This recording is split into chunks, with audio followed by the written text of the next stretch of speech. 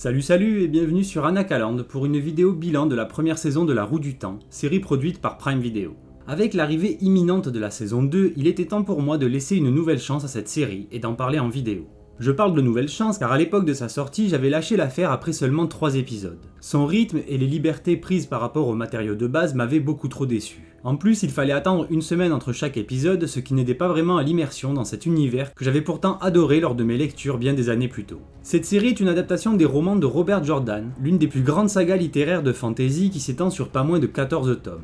Elle décrit un univers riche et merveilleux avec de grands enjeux tant dans la société qu'il dépeint que dans sa mythologie. Chose que j'avais eu beaucoup de mal à retrouver dans les épisodes vus en 2021. Mais je lui ai finalement laissé une autre chance, après presque 2 ans à la voir sur ma page d'accueil de Prime me faisant les yeux doux pour que je continue mon visionnage. Et au final, je dois avouer que la série a beaucoup de qualités, comme de défauts. Je pense toutefois qu'elle est bien plus appréciée par ceux n'ayant jamais lu les livres.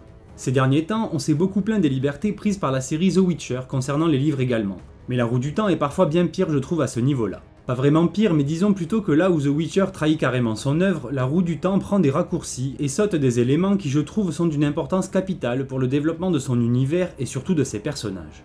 Une adaptation qui m'a donc plutôt déçu, même si elle reste une bonne série de fantasy. Et les nombreux écarts dans les deux récits seront au cœur de cette vidéo. Mais pas d'inquiétude, malgré tout, il n'y aura aucun spoiler venant des livres concernant la suite. Donc c'est parti, mais juste avant, je vous invite à vous abonner, liker et partager la vidéo. C'est le meilleur moyen de soutenir la chaîne et je vous en remercie.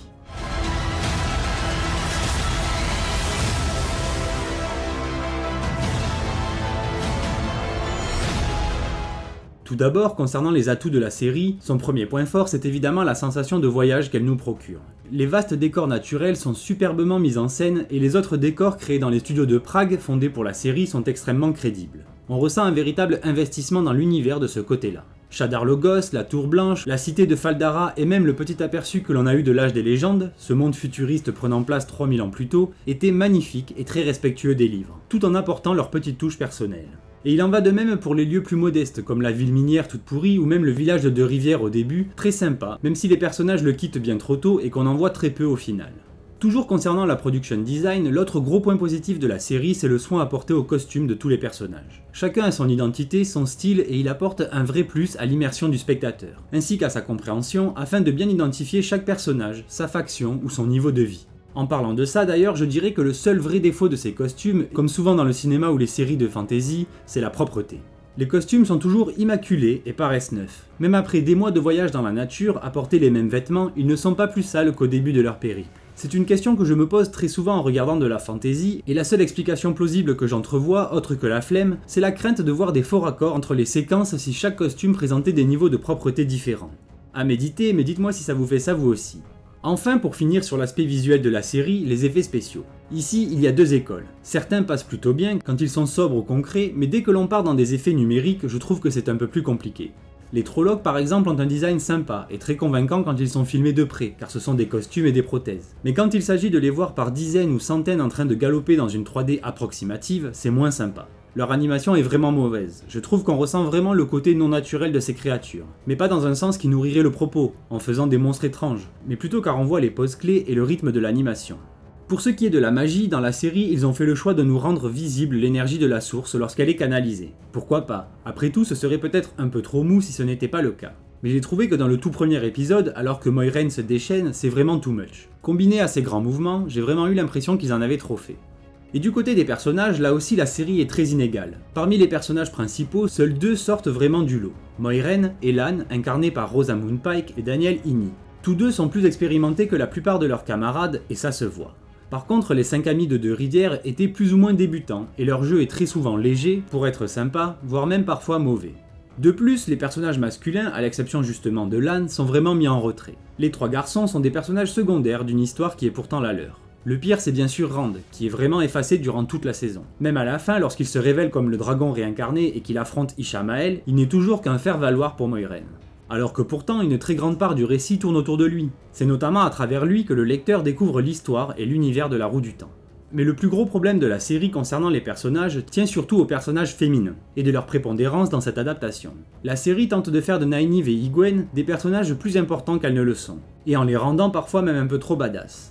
Dès le début, Moiraine se rapproche énormément d'Egwene, au point d'en faire presque la protagoniste principale du récit. Elle est même présentée comme étant l'un des 4 potentiels dragons ressuscités, alors que dans le livre c'est très clairement dit que ce n'est pas le cas. Ils ne sont pas 4, mais 3. Les garçons, Rand, Mat ou Perrine. Et Egwene se joint à eux seulement car elle les suit, suspectant quelque chose concernant Mat et Perrine, et que Moiraine voit son potentiel d'Aes Sedai, et qu'elle l'accepte donc pour lui enseigner comment canaliser la source. Et concernant Nynaeve, à la fin, ils ont carrément osé lui faire une leçon de pistage à Lan. Alors que si quelqu'un connaît bien Moiraine et sait la pister, c'est forcément lui. Mais je reviendrai sur les faiblesses de la fin un peu plus tard dans la vidéo. Donc, en mettant en avant les personnages féminins de façon trop marquée, la série fait une confusion entre le monde matriarcal que les livres nous présentent et le féminisme moderne. Les personnages masculins sont clairement mis à l'écart, au point d'en devenir presque insignifiants dans cette première saison. A l'origine, le monde de la Roue du Temps est composé de sociétés dirigées par des femmes, chose que l'on découvre très vite alors que De Rivière est dirigé par un conseil de femmes et que les hommes, bien que maîtres dans leur demeure, obéissent aux décisions du conseil et affichent un profond respect pour leurs femmes. En cela, Robert Jordan a décrit un vrai monde matriarcal dans lequel la famille et la paix sont au centre des préoccupations. Les personnages masculins possédant le pouvoir sont d'ailleurs décrits comme corruptibles ou corrompus, mais jamais les mots de l'auteur ne font l'apologie du féminisme.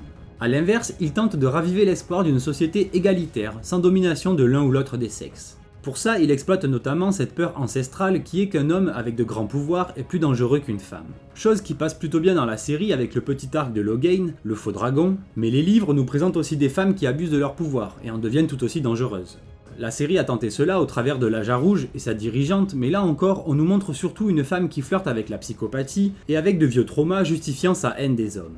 Et c'est peut-être aussi dans cette optique féministe que la série a éliminé le personnage de Tom Merrilin d'une bonne part de son récit. Originellement, il était censé être présent dès le début du voyage. C'est lui le trouvère qui se rend à De Rivière pour Beltane, et qui les accompagne dans leur voyage avant même Egwene. Mais les showrunners ne voulaient probablement pas d'un homme charismatique, drôle et très intelligent qui explique tout ce que les personnages ont besoin de savoir. Ils avaient sûrement peur de se retrouver face à des accusations de mansplaining. Et si ce n'est pas ça, je ne comprends pas. Ce personnage est hyper important et intéressant. En plus, son casting est de qualité, donc pourquoi en avoir fait un figurant? De plus, s'il avait été présent depuis le début et qu'on s'y était attaché, sa disparition en milieu de saison aurait fait un effet à la Ned Stark.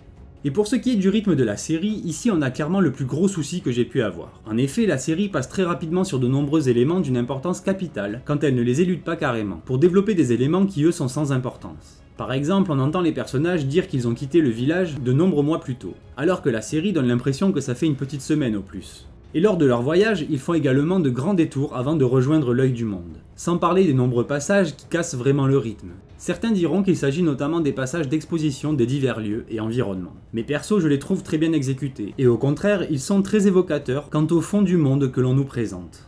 Perso, je parle plutôt des longues conversations qui ne font pas vraiment avancer l'intrigue ou l'univers. Et pire encore, certaines séquences romantiques qui sont très gnangnang. Les romans de Jordan sont très descriptifs, un peu comme pouvait l'être Tolkien, car son univers est vaste et complexe. Mais la série fait des bonds dans le temps, empruntant à plusieurs tomes les éléments de son récit. Elle fait le choix de s'éparpiller entre divers lieux et personnages, pensant donner du corps à cet univers. Mais au contraire, c'est surtout de la confusion qui en ressort. L'exemple le plus flagrant est bien sûr l'absence d'explication sur ce qu'est la Roue du Temps. Les personnages connaissent le concept, vite fait, mais jamais Moiraine ne prend le temps de nous l'expliquer. Chose que Tom fait très vite dans les livres lors d'une soirée autour d'un feu de camp. Pour bien comprendre ces éléments de la série, il faut faire l'effort de regarder les épisodes bonus de celle-ci. Et c'est vraiment dommage d'avoir besoin de ce tour de passe-passe pour l'immersion. Il aurait été préférable que tout ceci fasse vraiment partie du récit. Donc la série a fait le choix de zapper ou cacher certains éléments, comme dans le cas de Rand pour ménager un suspense très moyen concernant la véritable identité du dragon réincarné. Toutefois, le début de l'histoire aurait dû lui rendre bien plus de place. Mais plutôt que nous en dire plus sur ce personnage et son père, on nous montre une grosse bataille opposant Moiraine au Trolloc. Je comprends que les spectateurs les moins exigeants ont besoin d'une grande séquence comme celle-ci pour accrocher à une série. Mais là, on est lu de tout un pan du personnage de Rand concernant l'épée au héron de son père ou son enseignement par exemple. Qui parmi vous, n'ayant pas lu les livres, avait accordé la moindre importance à cette épée? Le pire à ce niveau-là, c'est que l'attaque de la ferme est devenue anecdotique, tout comme la route que fait Rand pour amener son père blessé au village. Mais en plus, la petite troupe s'en va sans même prendre le temps de soigner le père du jeune rouquin. Passage qui pour moi aurait dû avoir une importance dans l'introduction et le développement futur du personnage. S'il y avait bien un moment pour placer des pistes ou des indices sur son destin, c'était clairement là. Mais non. C'est aussi à ce moment que le personnage de Rand est censé apprendre l'existence d'objets renforçant la magie, comme le sang angréal, et pas seulement à la fin, au dernier moment, quand c'est enfin opportun. J'ai aussi trouvé dommage que l'on nous présente le blafard si distinctement dès le début, avec sa tête de Voldemort. Pendant longtemps, il est censé représenter une menace obscure, impalpable, jusqu'à leur premier affrontement, chose qui d'ailleurs n'arrive jamais dans la série. Un être sombre donc, presque du même niveau que ce que devient le Ténébreux dans les rêves des 3 jeunes hommes. Et en parlant des rêves et du monde des rêves, c'est aussi une part importante du récit qui est mise de côté, passant très vite dessus plutôt que d'y donner réellement corps. Les étapes à Berlon et Caemlyn sont aussi allègrement sautées par la série, réduisant par exemple l'impact de la rencontre avec les Fils de la Lumière, ces hommes ignorants et apeurés vêtus de blanc. Dans la série, on nous les présente au détour d'un croisement avec un personnage complètement taré et fanatique, mais c'est presque lui donner trop d'importance dans la série. Ou alors c'est juste un message du féminisme toxique des auteurs. Dans l'œuvre originale, c'est lors de leur première escale que la bande croise la route des Manteaux Blancs. Alors qu'ils sont tous arrêtés à Berlon, Matt joue un sale tour à des membres des Manteaux Blancs et c'est finalement Rand qui se fait repérer quand il se fout de leur gueule. Et c'est ainsi que son visage devient connu des Fils de la Lumière. Mais surtout, ce passage oublié permet de nous en montrer plus sur les 3 amis, et notamment Matt qui crée toujours des ennuis à ses potes, et Rand qui lui doit en assumer les conséquences. De même pour la ville de Shadar Logoth, qui est superbe et qui sert à enfoncer le clou dans le destin de Matt. La ville est une métaphore de l'égoïsme des hommes, et c'est en ce lieu que Matt est tenté par un individu qui lui donne la dague. Car ce n'est pas motivé par l'appât du gain et au détour de sa balade qu'il la ramasse par terre. La série a bel et bien tenté de développer le côté corruptible et l'égoïsme de Matt, venu d'un profond sentiment d'injustice et de ses responsabilités envers ses sœurs, mais pas au point que l'on développe une véritable empathie pour lui. Surtout qu'il est absent de la fin de la série et que Moiraine envoie un message à la Jarre Rouge pour qu'elle s'occupe de lui. Cela veut-il dire que le personnage est définitivement exclu de la série ? Car son personnage est remplacé à la fin de la saison par celui de Padan Fain qui débarque comme une fleur dans la superbe cité de Fal Dara.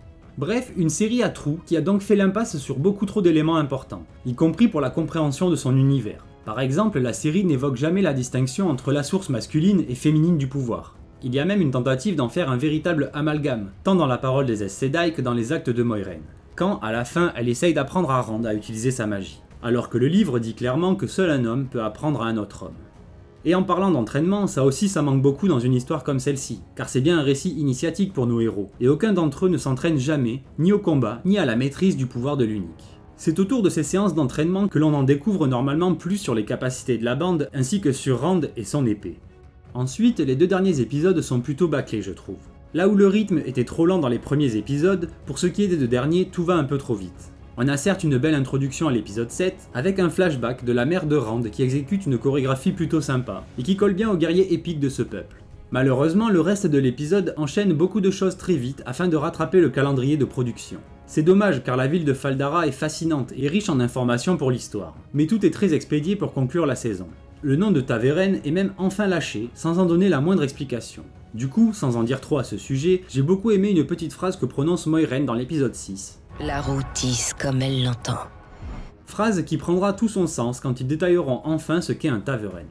Même la bataille épique que beaucoup attendaient passe très vite pour immédiatement donner le beau rôle au cercle de femmes qui invoquent le Malfeu, ou en tout cas ce qui y ressemble, et en paient presque tout le prix. D'ailleurs, au cas où la badasserie d'Ygwene et de Nynaeve n'était pas suffisante, la jeune femme ressuscite carrément son aîné dans une scène qui n'a aucun sens. La résurrection est justement l'une des limites fondamentales du pouvoir de l'unique. Surtout, je le redis, qu'aucune d'entre elles n'a suivi le moindre entraînement.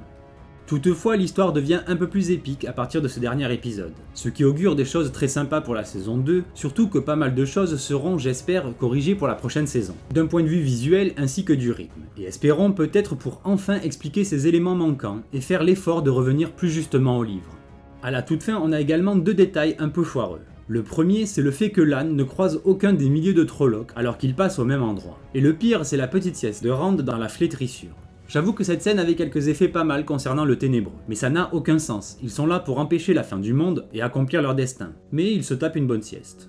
Enfin, lors du rêve duel entre Rand et Ishamael, qui n'est pas vraiment le Ténébreux mais plutôt son premier partisan, on a un affrontement plutôt bateau entre le bien et le mal. Et très rapide lui aussi, alors que Rand libérant toute sa puissance dans le sang Gréal, censé décupler ses pouvoirs, est à peine plus spectaculaire qu'un prout, et c'est fini, son ennemi a disparu. C'est plutôt décevant alors que la puissance était suffisante pour briser le sceau du Ténébreux, chose qui là aussi est très rapidement abordée par Moiraine et Lan sans plus d'informations. Mais surtout, cette lutte entre Rand et le premier déchu a laissé l'occasion aux auteurs pour un beau moment de féminisme, bien dosé pour une fois et qui colle réellement aux propos du livre. Quand Rand refuse d'imposer ses choix et désire à Egwene pour la laisser libre de son destin, car c'est ainsi qu'il l'aime, libre. Mais c'était sans savoir ce qu'il est vraiment, un Ta'veren qui justement a le pouvoir d'influencer le destin de ceux qui l'entourent. Et je n'en dirai pas plus car là on frôle vraiment les spoilers. Voilà, La Roue du Temps est donc une bonne série, mais une très mauvaise adaptation. La question qui demeure est alors de savoir si un film ou une série basée sur des livres doit être parfaitement respectueuse de son matériel de base ou proposer une autre lecture. Merci d'avoir suivi la vidéo. J'espère que ce petit retour piquant sur la première saison de La Roue du Temps vous a plu. Et si c'est le cas, pensez au petit pouce qui fait plaisir et aux commentaires. Sur ce, je vous laisse et rendez-vous sur Anakaland pour la saison 2. Bye.